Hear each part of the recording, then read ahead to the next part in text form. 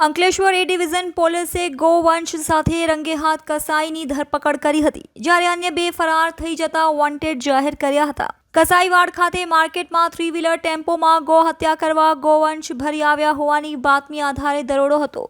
પોલીસે 10,000ની એક ગાય અને ટેમ્પો મળી કુલ 69,000 વધુના મુદ્દામાલ જપ્ત કર્યા હતા.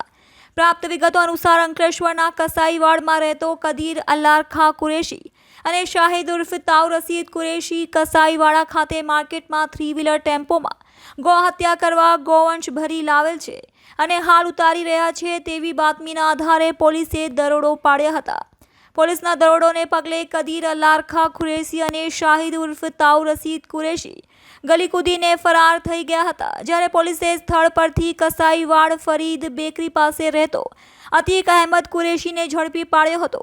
પોલીસે 10,000ની એક ગાય અને ટેમ્પો મળી કુલ 60,000થી વધુનો મુદ્દામાલ જપ્ત કરી ફરાર બંને આરોપીની ધરપકડના ચક્રો ગતિમાન કર્યા હતા.